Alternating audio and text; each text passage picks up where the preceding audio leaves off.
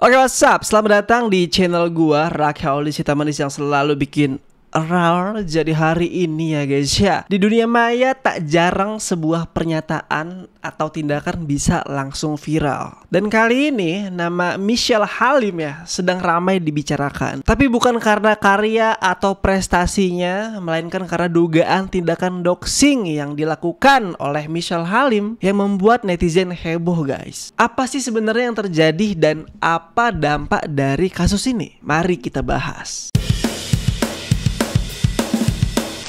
Jadi guys, Michelle Halim ini katanya seorang influencer dan public figure yang baru-baru ini menjadi sorotan setelah sebuah video yang diunggahnya viral di media sosial. Dan dalam video tersebut, Michelle Halim disebut-sebut membagikan informasi pribadi seseorang tanpa izin, yang di dalam dunia maya dikenal dengan istilah doxing. Lantas apa sih doxing itu? Kalian pasti bertanya-tanya, doxing apa bang? Bang apa bang doxing bang? Oke, jadi menurut para ahli, doxing adalah tindakan menyebarluaskan informasi pribadi seseorang tanpa izin, yang bisa mencakup data seperti alamat rumah, nomor telepon, atau bahkan riwayat pribadi yang dapat merugikan individu tersebut. Dan dalam konteks hukum di Indonesia, tindakan ini bisa termasuk pelanggaran privasi dan berpotensi melanggar Undang-Undang ITE. Oke, sebelumnya kita lihat dulu video kontroversi dari Michelle Halim ini guys. Cowok yang sinis dengan statement selain donatur dilarang ngatur, yang nganggur, tercium bau kurang mampu dari jarak 100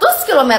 Itu cewek siapa boy? Tolong donaturnya kandangin dia dulu dong. Statement-statement kayak begitu yang akhirnya membuat banyak orang berpikir kalau perempuan itu bodoh. Padahal perempuan yang bodoh itu cuma dia. Gue juga heran kenapa pas ngomong matanya ngeliat ke dirinya sendiri, bukan ngeliat ke kamera. Ini ngeliat ke kamera, ini ngeliat ke dirinya sendiri.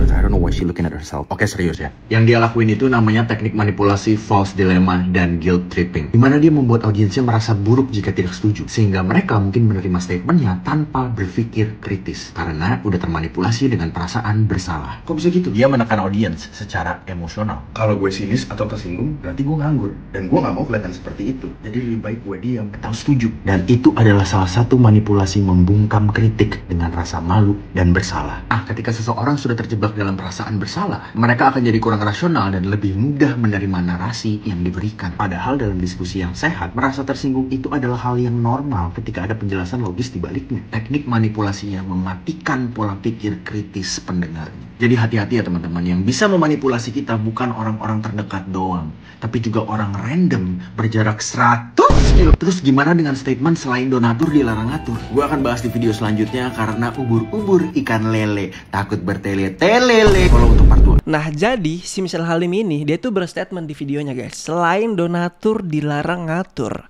Abis itu ditanggapilah dengan akun Instagram yang namanya Akjo. Nah, abis itu ditanggapi lagi sama Michelle Halim. Kita lihat videonya. Egonya tersakitin ya karena kurang uang. Nah, itu adalah contoh argumen yang gak ada isinya atau jelek.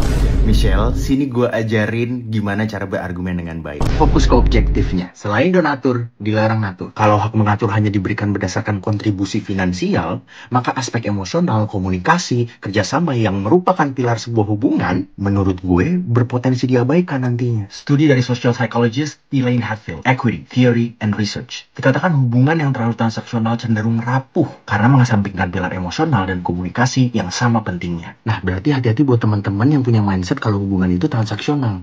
Nanti kalau hubungannya rapuh, jangan salahin pasangannya. John Paul Sartre dalam Being and Nothingness mengatakan jika cinta direduksi menjadi transaksi, maka itu bukan lagi cinta sejati, melainkan bentuk objektifikasi di mana satu pihak dipergunakan sebagai alat. Berarti statement selain donatur dilarang ngatur atau mindset hubungan transaksional ini secara nggak langsung merendahkan kaum wanita itu sendiri karena memiliki pola pikir seperti alat. Nah, itu dia Michelle hasil argumen kalau berpikir dulu sebelum ngomong, bukan ngomong dulu terus tantrum di Instastory. Sebenarnya salah nggak sih selain donatur dilarang ngatur? Secara pernyataan ini bisa memotivasi laki-laki untuk lebih bertanggung jawab, tapi secara rasional pendekatan ini berpotensi menjadi masalah dan rentan disalahartikan. Tapi kalau gue disuruh dengerin antara pakar-pakar ternama atau Michelle Halim, Ya saya buang statement Michelle Halim 100 kilo. Tuh guys, gimana pendapat kalian semua? Bang, saran gua ya, jangan berat-berat pembahasannya.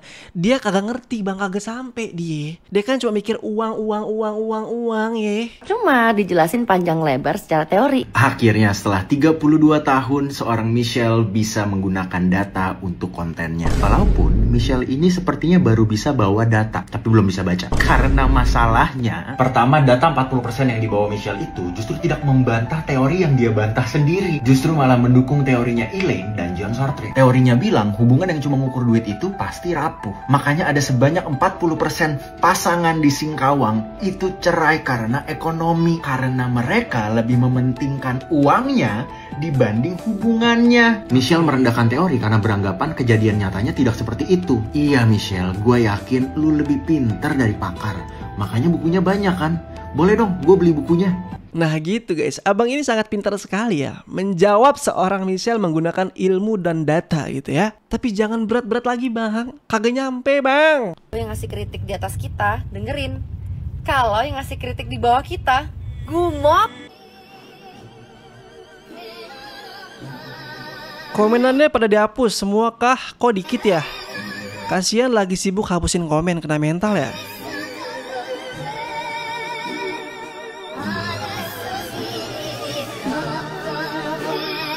Tuh guys, jadi si Michelle Halim ini juga katanya dia tuh anti kritik. Nah jadi awalnya gini guys, ada salah satu akun Instagram yang reply SG-nya si Miha ini ya. Beliau komen begini, "Kak, kok malah ngebahas fisik ya? Kayak nggak relate gitu sama apa yang dibahas. Apakah hanya segini batas berpikirnya ya kak? Kak mau tanya, kenapa akhir-akhir ini cukup banyak cewek bangga punya uang tapi nggak punya otak ya? Mbak, keteknya agak hitam ya?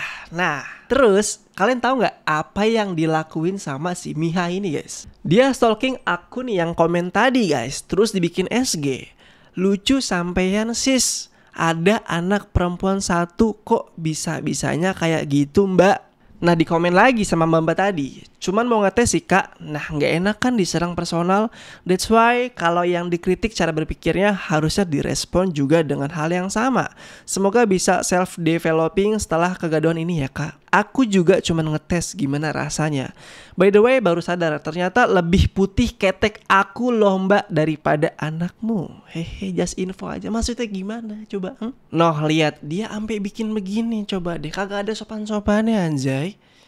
Maaf ya dek, ibu kamu duluan ampe bikin persandingan antara foto si anak ibu tadi dengan keteknya si kampret ini satu nih ya. Ampe segitunya ya kan nyari foto anaknya ibu tadi terus dipampang di sosial media yang mana followers lu banyak banget tuh.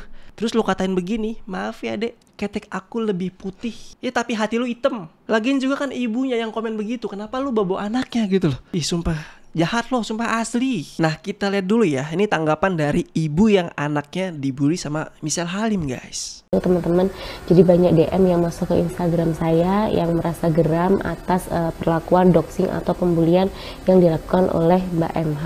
Jadi seperti apa ceritanya? Seperti ini. Jadi pertama MH ini membuat statement mengenai selain donatur dilarang ngatur. Kemudian Bang Excel merespon ketidaksetujuannya dengan penjelasan yang asertif.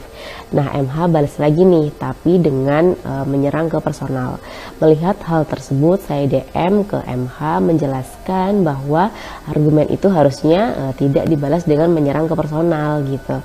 Cuman tidak digubris. Akhirnya saya mencoba untuk memberikan pertanyaan ke arah personal. Sekali lagi saya memberikan pertanyaan bukan pernyataan gitu.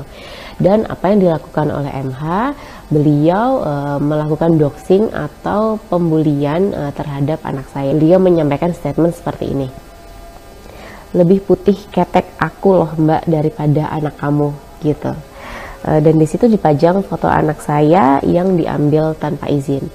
Jujur saya sangat menyayangkan atas apa yang dilakukan oleh MH ini sebagai public figure. Masih ada 1-2% DM yang masuk ke Instagram saya yang mewajarkan atas apa yang dilakukan oleh MH.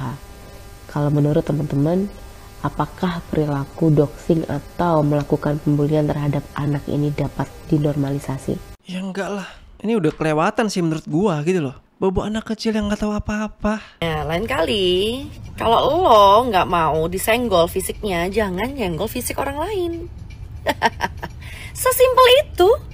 Sesimpel itu. Mau dikata itu kan anaknya, bukan ibunya. Gue juga seorang anak. Nih nyak gue. Hah? Dor.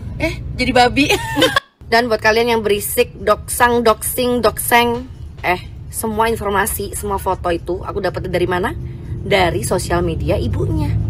Bukan gua nguntit, bukan gua ngehack. Ya. Dapat dari mana? Sosmed ibunya. Yang cocot itu. Jadi gak ada doxing-doxingan di sini. Aku hanya merepost apa yang sudah dipost ibu tersebut. Bahkan akunnya aja nggak private. Akun yang dimana aku mendapatkan foto itu tidak private. So tidak ada doxing-doxingan di sini. Dan buat kalian yang UU ITE itu kalau menyebarkan fitnah, kalau menjelek-jelekan, ya kan aku di sini tidak ada menjelek-jelekan. Mana ada menjelekkan? Hanya sedikit mereview jujur.